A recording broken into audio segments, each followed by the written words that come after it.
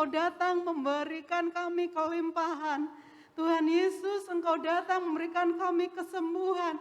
Engkau datang memulihkan kami. Dan terlebih Tuhan, Engkau yang terbaik dalam kehidupan kami. Terima kasih Tuhan Yesus buat kasih-Mu yang luar biasa bagi kami. Kami bersyukur padamu Tuhan. Sepanjang Tuhan tahun 2021 kami boleh merasakan kasih-Mu yang luar biasa bagi kami Tuhan. Sehingga Tuhan hari Minggu ini Tuhan, hari Sabat, hari yang terakhir dalam tahun 2021, kami boleh kembali datang ke rumah-Mu Tuhan. Kami memuji Tuhan, kami menyembah Tuhan. Terlebih Bapa, kami memberikan yang terbaik Tuhan untuk Engkau. Terima kasih Bapa yang baik, pujian penyembahan kami kiranya boleh menjadi dupa yang harum bagi nama-Mu Tuhan. Terima kasih Bapa, jika sebentar kami akan mendengarkan kebenaran firman-Mu, biarlah Tuhan Engkau urapi hamba-Mu yang akan menyampaikan firman-Mu. Kiranya Tuhan semuanya itu Tuhan berasal dari Tuhan. Dan pesan Tuhan hari ini kami mau mendengarkan, kami mau menerima, terlebih kami mau membuka hati kami. Agar firman yang akan disampaikan Tuhan boleh menjadi rema dalam kehidupan kami. Terima kasih Bapa yang baik, kami siap mendengarkan firman-Mu hanya di dalam nama Tuhan Yesus Kristus, Tuhan dan Juru Selamat kehidupan kami. Haleluya, amin. Amin, puji Tuhan, silakan duduk. Ya, Tuhan Yesus yang terbaik jadi alasan kita ada sebagaimana kita ada pagi hari ini. Amin, Bapak Ibu Saudara. Terima kasih kepada Tuhan Yesus sehingga secara pribadi saya bisa melayani Bapak Ibu Saudara sampai di akhir, di minggu terakhir 2021. Dan tahukah Bapak Ibu Saudara bahwa Jemaat GBDI Jajab menjadi alasan saya tetap kuat melayani Tuhan. Amin. Jadi Tuhan tolong kita masuk tahun 2022 sekalipun masih misteri, tapi saya percaya Dia serta kita semua. Puji Tuhan. Bapak Ibu Saudara, saya memberi judul khotbah pagi ini masih dalam suasana Natal. Natal yang ajaib. Natal bicara tentang kelahiran, tetapi Kamus Besar Bahasa Indonesia mengakui Natal juga bicara tentang kelahiran Isa Al-Masih, kelahiran Yesus Kristus. Nah, Bapak Ibu Saudara, Natal yang ajaib. Bagaimana tidak ajaib Bapak Ibu Saudara, Allah yang ada di tempat tak terhampiri itu, ya, menjadi dekat dengan kita. Sehingga Bapak Ibu Saudara mau siang, pagi, malam, dan seterusnya, kapan saja, di mana saja kita kepingin dekat sama Dia, jumpa Dia dalam doa, Dia bisa dan dapat ditemui. Amin. Jadi Dia yang jauh, yang di tempat yang tidak terhampiri itu, menjadi dekat dalam pribadi Yesus. Saudara-saudara, Dia yang besar sekali, besar. Dan besarnya tidak ketanggungan. Kenapa saya berkata begitu? Sebab ada 200 miliar triliun bintang di alam semesta. Atau dengan kata lain ada 200 seksatriliun. Jadi ada angka 1 dengan 0,28 banyaknya. Itu jumlah bintang. Belum galaksi-galaksi yang lain. Belum planet-planet lain. Matahari sendiri besarnya 400 kali dari bulan. Sudah bisa bayangkan betapa terlalu besar Allah kita. Tetapi Allah yang besar itu mau menjelma menjadi manusia. Dia ada di rahim seorang perawan namanya Maria. Ini ajaib sekali. Ajaib luar biasa. Saudara-saudara, jarak bumi matahari saja antara 150 juta kilometer.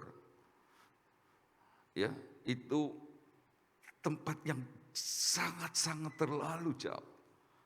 Tapi kemudian Bapak Ibu Saudara, dia mau dekat dengan lahir di kandang Bethlehem. Ini ajaib.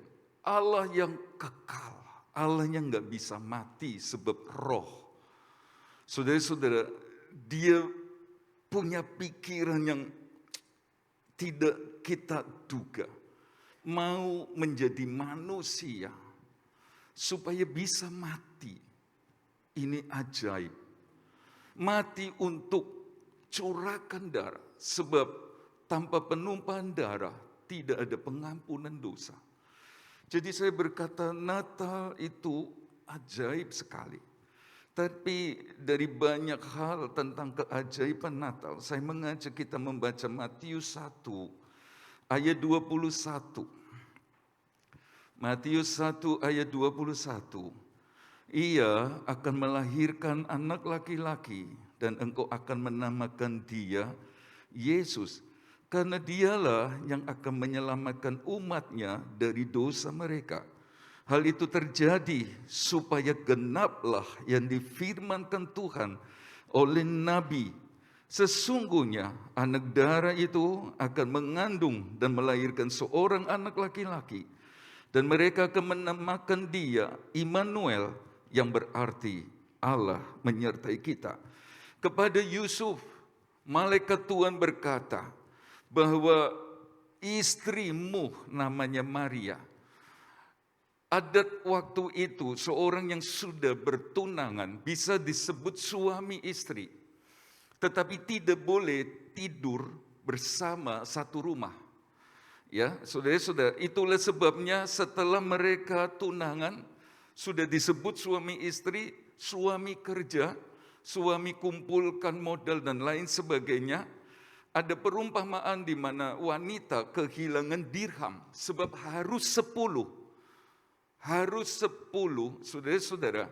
Dan itu pemberian dari mempelai laki-laki. Kalau satu saat dia kembali, harus 10. Kalau sampai hilang 1, itu berarti imam-imam telah mengadili dia sebagai perempuan yang tidak setia. Itulah sebabnya diambil 1. Nah, ini tidak diambil oleh imam, tetapi hilang. Sehingga dia cari, dia tidak mau disebut tidak setia. Nah, Bapak Ibu Saudara yang Tuhan kasih, kepada Yusuf, mempelai laki-laki itu, suaminya, malaikat Tuhan berkata, jangan takut, ambil Maria menjadi istrimu. Sebab anak yang dikandung adalah karya Roh Kudus. Roh Kudus menaunginya. Dan nanti dia akan melahirkan seorang putra. Bukan perempuan, seorang putra. Dan benar ini terjadi. Dan firman Tuhan berkata, hal itu terjadi supaya genaplah yang difirmankan Tuhan oleh Nabi. Sesungguhnya anak darah itu akan mengandung dan melahirkan seorang anak laki-laki. Dan mereka akan menamakan dia Immanuel, yang berarti Allah menyertai dia. Jadi Bapak Ibu Saudara, kepada Yusuf Allah lewat malaikatnya berkata, anak itu yang dikandung adalah karya Roh Kudus. Roh Kudus menaunginya, lahir laki-laki. Dan saudara-saudara, seperti genap, supaya genap yang difirmankan Tuhan oleh Nabi. Itulah sebabnya saya berkata, keajaiban Tuhan yang pagi ini kita mau belajar. Natal yang ajaib bicara tentang kelahiran Yesus melalui perawan Maria, menggenapi firman-Nya Tuhan. Bisa berkata amin.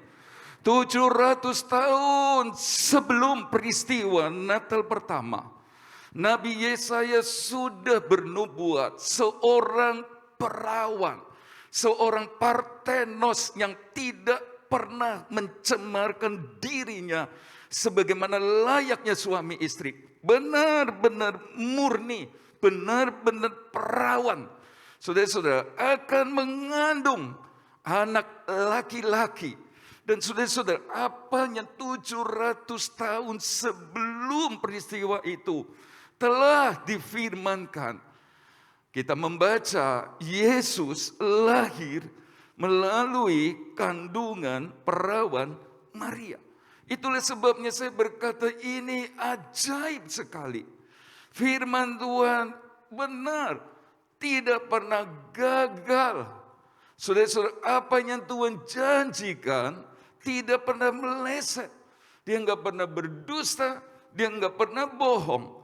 Itulah sebabnya saya berkata, Natal menyatakan dengan tegas bahwa firman Tuhan adalah kebenaran. Amin. Saudara-saudara, mari kita mau cinta firman. Baca firman, selidiki firman. Semakin ngerti firman, semakin menurut sama Tuhan. Amin. Dan itu sudah terbukti. Saudara-saudara, saya senang kalau jemaat semakin ngerti firman. Yang adalah kebenaran. Yang gak pernah gagal. Yang gak pernah salah. Yang gak pernah tidak ditepati. Saya suka berkata, kalau raja kafir saja, saudara-saudara, melihat Salome menari-nari, lalu dia bertanya, apa yang engkau minta? Separuh dari kerajaan pun aku beri kepadamu. Saudara-saudara, ditanya sama mamanya, raja bertanya, apa yang aku mau? Mamanya bilang, kepala Yohanes Pembaptis taruh di talam. Raja Herodes yang jahat, yang bengis itu tidak bisa cabut perkataannya sendiri. Apalagi Tuhan, Bapak Ibu Saudara dan saya, kalau dia berfirman, pasti digenapi. Dan ini ajaib. Saudara-saudara, sudah disampaikan ratusan tahun lalu. Belum bicara ribuan tahun lalu di zaman Adam dan Hawa. Apa yang Tuhan katakan dulu benar-benar terjadi. Ingat anak Yeftah, anak kecil. Saudara-saudara, lihat papanya murung, dia bertanya, papa opo? Lalu papanya bilang, anakku, papa sudah terlanjur bernasar. Kalau Tuhan beri kemenangan kepada papa, maka apapun yang keluar pertama kali sambut papa akan jadi korban bakaran. Anak kecil itu berkata, papa tidak boleh mundur dari nasar. Sebab bahaya, papa harus genapi nasar papa, janji papa. Anak ini jadi korban bakaran. Anak kecil saja, saudara-saudara, ngerti bahwa janji harus ditepati. Apalagi Allah Bapak Ibu Saudara, lewat seorang perawan namanya Maria, Yesus lahir. Allah 100% menjadi manusia. Dan ini berulang kali saya katakan, apa yang sulit? Allah bisa apa saja. Kalau manusia ngaku Allah aneh. Tapi kalau Allah jadi manusia di dalam Yesus Kristus, tidak ada yang mustahil bagi kita, bagi dia dan kita yang percaya. Amin. Jadi ajaib sekali, dia genapi firman-Nya, tidak pernah gagal. Firman itu adalah kebenaran. Saya mengajak kita membaca Matius 2 ayat 5 dan 6. Mereka berkata kepadanya, di Bethlehem, di tanah Yudea, karena demikianlah ada tertulis dalam kitab Nabi. Dan engkau Bethlehem, tanah Yehuda, engkau sekali-kali bukanlah yang terkecil di antara mereka yang memerintah Yehuda. Karena daripada mula akan bangkit seorang pemimpin yang akan menggembalakan umatku Israel. Saudara-saudara, kelahiran Yesus jelas sudah dinubuatkan, bukan di Yerusalem. Saudara-saudara, bukan di Tarsus, di Damsyik dan lain sebagainya, tapi di Bethlehem. Dan kita membaca, saudara-saudara, seperti ada tertulis dalam kitab Nabi Mika. Yesus, anak Allah itu, lahir dari seorang perawan Maria di Bethlehem. Tidak meleset. Itulah sebabnya Bapak Ibu Saudara dan saya mesti menghargai firman-Nya. Saya mau pesan di akhir tahun ini, hormati Tuhan lebih di tahun 2022. Hormati firman Tuhan lebih dari tahun-tahun sebelumnya. Kalau saudara dan saya ingin melihat perkara besar terjadi. Sebab dia menghormati firman-Nya tinggi-tinggi. Dan kalau kita tidak menghormati firman-Nya tinggi-tinggi, maka itu berarti menyalahi apa menjadi kesukaannya Tuhan. Itulah sebabnya saya terlalu percaya. Kalau 2022 Bapak Ibu Saudara dan saya punya sikap hormat sama Tuhan dan firman-Nya, kita akan melihat kemurahan Tuhan dinyatakan sepanjang tahun 2022. Amin. Jadi firman Allah adalah kebenaran mutlak, sudah tidak terbantahkan. Saudara-saudara, tidak bertentangan satu sama lain. Yesus anak itu disingkirkan ke Mesir setuju kitab suci, sesuai kitab suci. Di Matius 2 ayat 14, maka Yusuf pun bangunlah, diambilnya anak itu serta ibunya malam itu juga, lalu menyingkir ke Mesir dan tinggal di sana hingga Herodes mati. Hal itu terjadi supaya genaplah yang difirmankan Tuhan oleh Nabi, dari Mesir kupanggil anakku. Bukan kepada Yesaya saja, bukan hanya kepada Nabi Mika saja, tapi kepada Nabi Yeremia. Tuhan taruh perkataannya tentang sesuatu yang akan terjadi, khususnya di Natal pertama. Saudara-saudara, harus disingkirkan. Saya melihat lebih jauh lagi, penyingkiran gereja harus terjadi sesuai kitab suci. Sesuai kitab suci. Jadi ajaib sekali firman Tuhan. Ajaib sekali Natal kita. Saya cepat dengan terjadi pembantaian di Bethlehem seperti nubuat firman Tuhan. Dengan demikian genaplah firman yang disampaikan oleh Nabi Yeremia. Terdengarlah suara di Rama, tangis dan ratap yang amat sedih. Rahel menangisi anak-anaknya dan ia tidak mau dihibur sebab mereka tidak ada lagi. Herodes marah berat, saudara-saudara, karena dia merasa diperdaya oleh orang-orang Majus. Sehingga dia bikin pengumuman, mengajak semua pasukan untuk pergi ke Bethlehem, membunuh semua bayi di bawah usia 2 tahun. Apakah itu kehendak dan kemauan Herodes semata? Saudara-saudara, saya percaya Herodes menggenapi firman yang negatif, bahwa Tuhan sudah bicara jauh-jauh hari sebelumnya, mesti ada pembantaian. Dan saudara-saudara, ini terjadi. Ini terjadi. Saya mau bilang, peganglah firman Tuhan. Sebab apa yang tertulis dalam Alkitab adalah kebenaran. Dia diilhamkan oleh Roh Allah, dinafasi oleh Roh Allah. Dan saudara-saudara, ini hidup. Saya mengingat almarhum Bapak Tanggung Cai.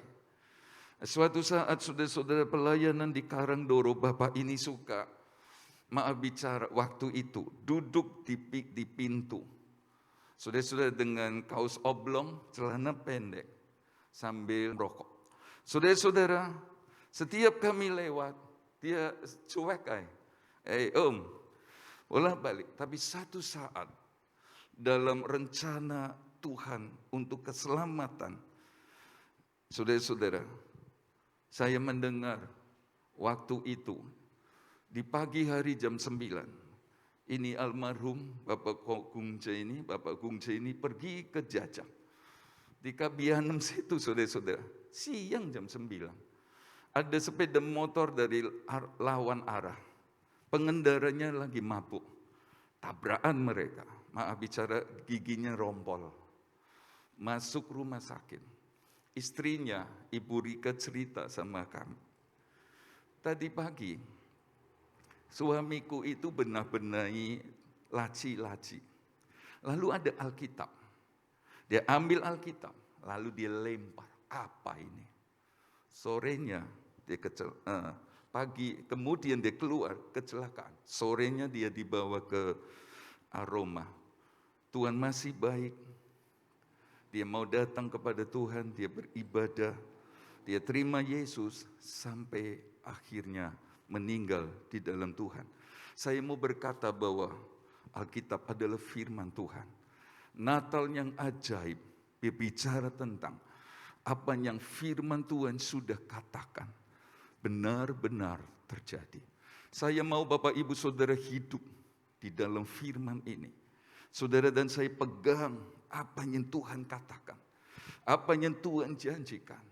Saya percaya kita akan melihat bahwa firman Tuhan tidak pernah gagal bagi masa depan anak-anak Bapak Ibu Saudara semua, bagi karir, bagi pendidikan, sekalipun kita ada di masa yang semakin sukar. Lebih dari itu, pegang firman Tuhan yang membawa Bapak Ibu Saudara sampai kepada hidup yang kekal di dalam Yesus yang mati di kayu salib. Amin. Jadi Natal kita ajaib. Bapak Ibu Saudara, bahwa firman Tuhan adalah kebenaran. Hormati siapapun yang membawakan firman Tuhan. Mau tamukah, mau pengerjakah, mau yang belum sekolah Alkitab. Kalau dia dipercaya di balik mimbar ini, dengar baik-baik, pegang dengan sungguh-sungguh. Itulah sebabnya saya menjaga mimbar ini dengan baik. Dan kalau sampai seorang berdiri di sini, menyampaikan firman, pegang dengan sungguh-sungguh. Sebab itu akan menjadi kenyataan. Firman Tuhan adalah kebenaran. Firman Tuhan mengatasi ilmu pengetahuan. Saya membaca lagi di Matius 2 ayat 1. Sesudah Yesus dilahirkan di Bethlehem di tanah Yudea, pada zaman Raja Herodes, datanglah orang-orang Majus dari timur ke Yerusalem dan bertanya-tanya di manakah dia, raja orang Yahudi yang baru dilahirkan itu. Kami telah melihat bintangnya di timur dan kami datang untuk menyembah dia. Kita sudah tahu bersama mereka dari Magos. Saudara-saudara, orang-orang yang pintar, orang-orang terpelajar, mereka adalah ahli-ahli perbintangan. Mereka ngerti astrologi, ilmu tentang perbintangan. Dan sudah lihat, dari ilmu yang mereka pelajari, Tuhan bisa bicara. Saudara-saudara, ini bintang lain dari bintang-bintang lainnya. Dan itu terbukti benar. Waktu mereka berkata, kami telah melihat bintangnya. Dan mereka jumpa Yesus di Bethlehem. Saudara-saudara, ilmu pengetahuan tunduk kepada firman Tuhan. Ya, sebab dia bisa bicara lewat apa saja. Bahkan lewat ilmu pengetahuan yang dipelajari oleh orang-orang Majus. Bapak Ibu Saudara, saya ingat kitab dalam Roma 1 ayat 20. Sebab apa yang tidak nampak daripada Allah. Tentang kekuatan ilahinya, tentang kemuliaannya dapat nampak kepada pikiran dari karyanya sejak dunia diciptakan. Jadi Tuhan bisa bicara lewat pengetahuan. Pengetahuan tunduk kepada firman Allah yang adalah kebenaran. Dan saudara-saudara, itulah sebabnya ada ayat berkata, bertanyalah kepada binatang, sebab engkau akan diberi pengajaran. Bertanya kepada burung di udara, maka kita akan dapatkan keterangan. Jadi Allah bisa bicara lewat apa saja, dan perkataannya itu adalah kebenaran. Adalah kebenaran.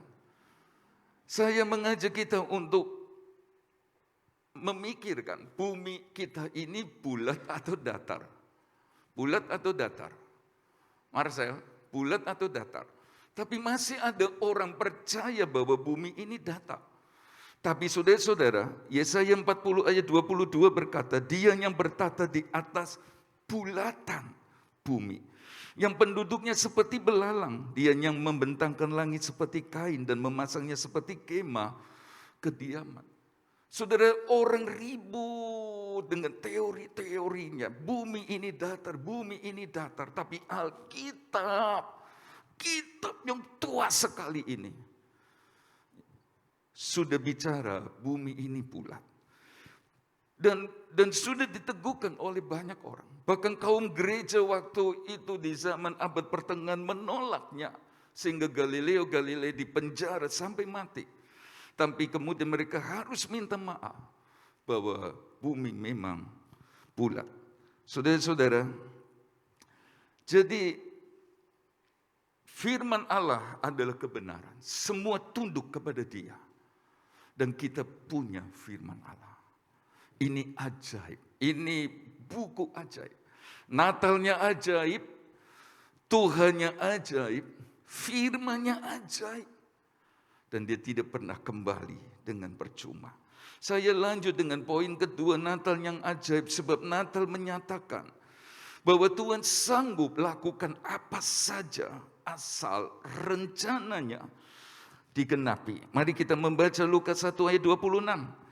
Dalam bulan yang ke-6, Allah menyuruh malaikat Gabriel, kemana itu? Pergi ke sebuah kota di Galilea bernama Nazaret. Kepada seorang perawan yang bertunangan dengan seorang bernama Yusuf dari keluarga Daud. Nama perawan itu Maria. Ketika malaikat itu masuk ke rumah Maria, ia berkata, "Salam hai engkau yang dikarunia Tuhan menyertai engkau." Maria terkejut mendengar perkataan itu, lalu bertanya dalam hatinya, "Apakah arti salam itu?" Kata malaikat itu kepadanya, "Jangan takut hai Maria, sebab engkau beroleh kasih karunia di hadapan Allah. Sesungguhnya engkau akan mengandung dan akan melahirkan seorang anak laki-laki, dan hendaklah engkau menamakan dia Yesus." Sepintas kita baca berulang kali biasa. Tapi sebenarnya ini ayat luar biasa. Yang menunjukkan betapa Allah, saudara-saudara, yang mendesain Natal pertama ini ajaib sekali. Mengapa? Sebab dari dulu sudah dikatakan di Bethlehem, di Bethlehem, di Bethlehem, di Bethlehem. Memang harus lahir di Bethlehem. Tetapi ayat itu berkata malaikat Tuhan menjumpai Maria di Nazaret. Bagi saya ini penting. Saudara-saudara, bagi manusia yang pikirannya terbatas, selalu berpikir mestinya perempuan di Bethlehem. Mestinya ayat itu berkata malaikat Tuhan menjumpai seorang perawan di Bethlehem. Clear jadinya. Itu menurut manusia. Sekarang saja kita bisa menghakimi ayat ini mudah. Tetapi saudara-saudara, ini ayat yang sebenarnya aneh. Lahir di Bethlehem. Tapi malaikat Tuhan menemui seorang perawan yang namanya Maria di Nazaret. Dan saudara-saudara, tapi itulah cara Tuhan. Cara Tuhan ini cara yang aneh, yang sukar dimengerti pada mulanya. Kalau sudah terjadi, ya ngerti kita. Tapi pada mulanya kalau misalnya kita diajak rapat oleh Tuhan, kenapa harus perempuan yang di Nazaret? Atau kalau nggak berani bertanya, kok Nazaret ya? Kok nggak cari perempuan yang di Bethlehem? Tapi itulah cara Tuhan. Saudara-saudara, karena Maria adalah beroleh kasih karunia hidup berkenan dan lain sebagainya. Tapi lagi-lagi ini aneh. Tetapi saudara-saudara, Tuhan bisa melakukan apa saja. Di pasal 2 lihat pada waktu itu Kaisar Agustus mengeluarkan suatu perintah. Menyuruh mendaftarkan semua orang di seluruh dunia. Inilah pendaftaran yang pertama kali diadakan sewaktu Kirenius menjadi wali negeri Syria. Maka pergilah semua orang mendaftarkan diri masing-masing ke kotanya sendiri. Kemudian Yusuf pergi dari kota Nazaret di Galilea ke Yudea, ke kota Daud yang bernama Bethlehem. Tuhan harus bekerja bahkan lewat pemerintah. Lewat pemerintah. Tuhan gerakan hati wali negeri Kirenius, bikin sensus penduduk. Saudara-saudara, jalan Tuhan, jalan yang sulit dimengerti. Tapi inilah yang terjadi. Yusuf dan Maria harus tinggal ke Nazaret. Justru jelang kelahiran Yesus. Sebab memang harus genap firman Tuhan. Anak ini lahir di Bethlehem. Tuhan ada-ada saja untuk melakukan hal-hal yang tidak kita mengerti. Kalau hari-hari ini Bapak Ibu Saudara sedang menghadapi sesuatu yang secara akal sulit diterima. Kenapa begini? Saudara-saudara, saya mau kasih tahu sesuai firman-Nya. Pasti ada rencana besar supaya firman Allah digenapi, dipuji, dan dibesarkan. Bisa berkata amin? Ini gak masuk akal. Kenapa harus di Nazaret? Tapi kemudian dia punya caranya, dan caranya itu pakai pemerintah. Pakai raja sebagai pemimpin tertinggi. Luar biasa, ajaib. Sehingga sampai di Bethlehem, Yesus dilahirkan. Jadi mari kita mau bersyukur bahwa Natal yang ajaib membawa kita kembali untuk mencintai, untuk menghormati firman sebab kebenaran. Tetapi juga kita mau tahu bahwa Tuhan bisa lakukan apa saja asal rencananya terjadi. Supaya disebut orang Nazaret. Matius 2 ayat 19-23 kita baca. Setelah Herodes mati, nampaklah malaikat Tuhan kepada Yusuf dan dalam mimpi di Mesir katanya, bangunlah, ambil anak itu serta ibunya dan berangkatlah ke tanah Israel. Karena mereka yang hendak membunuh anak itu sudah mati. Lalu Yusuf pun bangunlah, diambilnya anak itu serta ibunya dan pergi ke tanah Israel. Tetapi setelah didengarnya bahwa Arkelaus menjadi raja di Yudea menggantikan Herodes ayahnya, ia takut ke sana karena dinasihati dalam mimpi. Pergilah Yusuf ke daerah Galilea. Setibanya di sana, ia pun tinggal di sebuah kota yang bernama Nazaret. Hal itu terjadi supaya genaplah firman yang disampaikan oleh nabi-nabi, bahwa ia akan disebut orang Nazaret.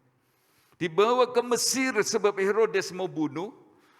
Herodes dimatikan. Saya sengaja pakai kalimat Herodes sengaja dimatikan. Supaya anak ini sesuai firman Tuhan kembali ke tanah Israel. Sampai di tanah Israel namanya manusia keterbatasan. Kembali ke Bethlehem. Tapi saudara-saudara, tidak.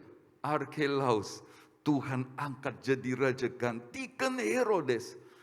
Sehingga Yusuf dan Maria bawa Yesus ke Nazaret. Supaya genaplah firman bahwa dia akan disebut orang Nazaret. Sudah lihat?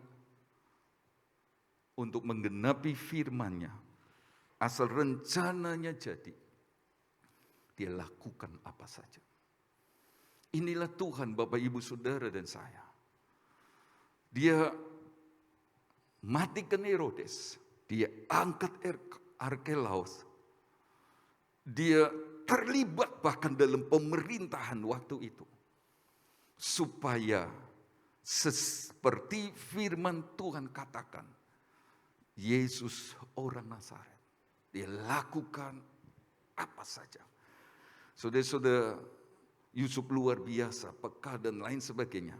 Yang saya mau sampaikan untuk memperjelas khotbah ini adalah Allah bisa lakukan apa saja. Asal rencananya jadi bagi kita. Amin. Itulah sebabnya jangan seorang pun menolak firman yang adalah kebenaran. Saudara-saudara, hargai firman. Masuki tahun 2022. Saudara-saudara, hormati firman. Tinggikan firman. Hormati dia. Cara Bapak Ibu Saudara beribadah. Cara saya melayani. Pemusik WL Singer melayani. Rubah. Lebih baik lagi. Lebih cocok dengan maunya Tuhan. Saya percaya tahun 2022. Tahun jemaat GPDI Jajak melihat kemuliaannya. Amin. Hormati firman-Nya. Sebab ajaib firman ini adalah kebenaran. Tuhan bisa lakukan apa saja. Saya mengakhiri dengan poin terakhir.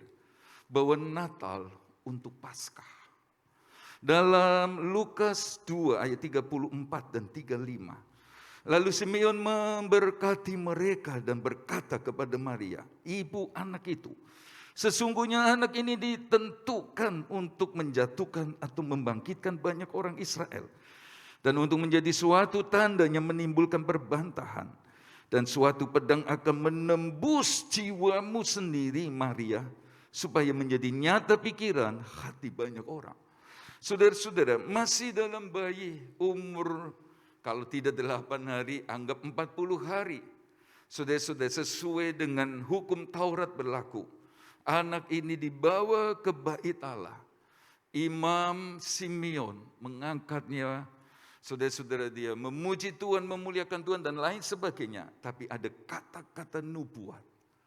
Kata-kata yang akan terjadi kemudian tentang anak ini.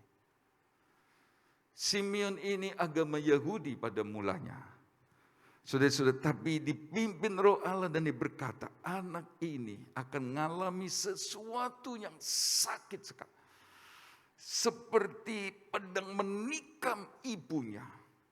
Dan pada waktu Yesus mati di hari Paskah itu, orang yang paling sakit hatinya adalah Maria. Seperti pedang menembus jiwanya. Tetapi Yesus mati untuk keselamatan kita. Ajaib sekali. Yesus lahir hanya untuk mati. Natal ada untuk Paskah. Bersyukurlah di Natal yang ajaib. Sebab Yesus pun mau mati bagi pengampunan dosa Bapak Ibu Saudara dan saya. Amin. Kalau ada di antara Bapak Ibu Saudara belum terima Yesus secara pribadi, di Natal yang ajaib ini, mari kita mau berkata, Tuhan, aku perlu Engkau. Yesus, pasti terlaksana apa yang Tuhan firmankan. Kemuliaan bagi Tuhan Yesus Kristus. Hidupku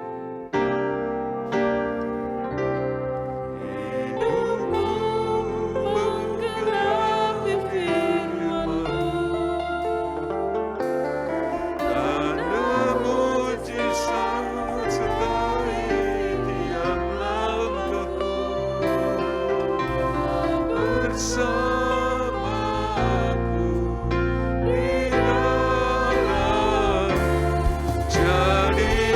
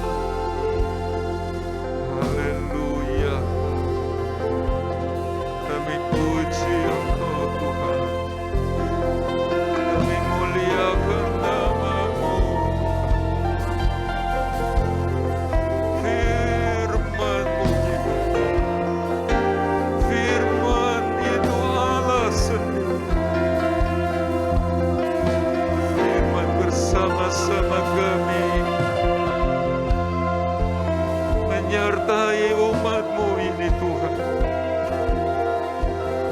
Genapkanlah firman-Mu. Genapi firman-Mu. Sebab kami berharap kepada firman-Mu. Haleluya, haleluya, haleluya, haleluya,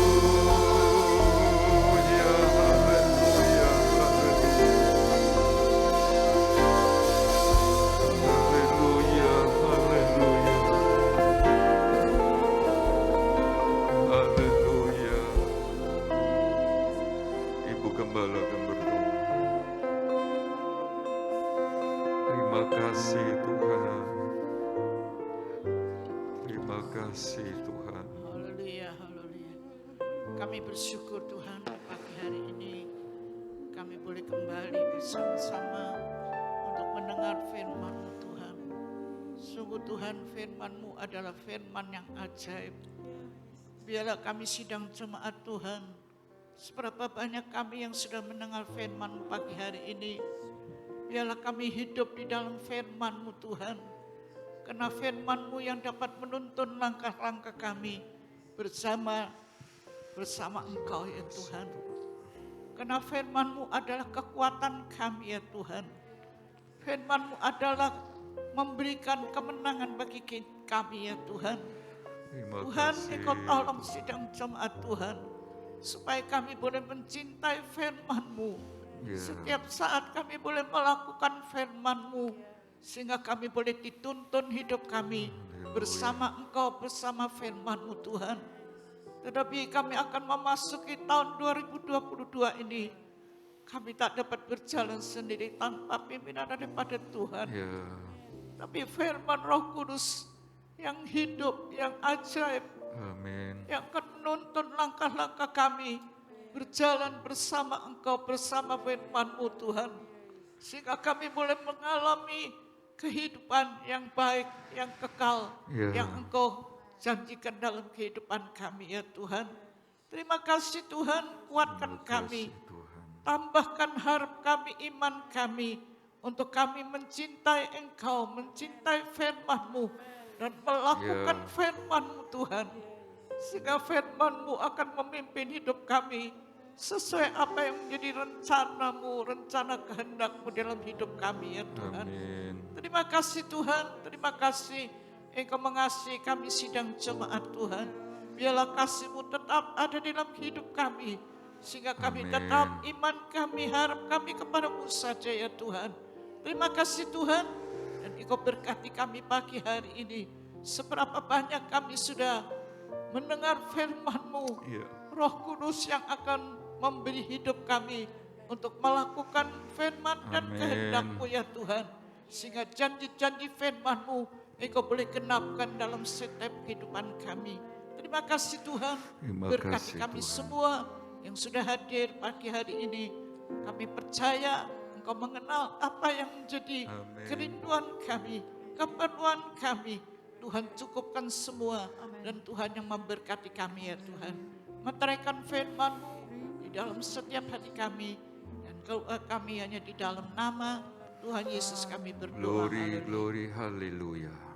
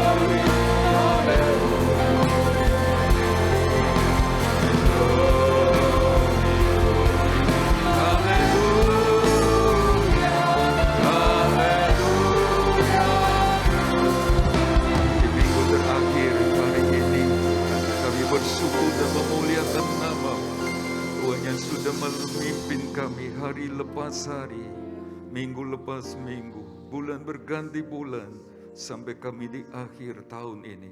Kami bersyukur dan memuliakan nama-Mu ya Tuhan. Terima kasih buat pemeliharaan, sudah sedang, bahkan terus Tuhan menyatakan tahun 2022.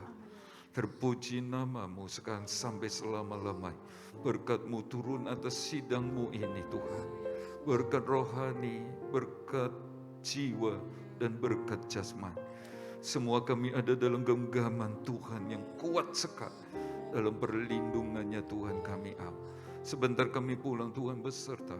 Sekarang kekasih-kekasih Tuhan, terimalah berkat dari Allah Bapa, kasih sayang putranya, persekutuan damai sejahtera dan kuat kuasa Roh Kudus menyertai kita semua pagi ini sampai Tuhan datang kali kedua. Di dalam nama Tuhan Yesus Kristus, semua yang percaya diberkati Tuhan berkata, amin.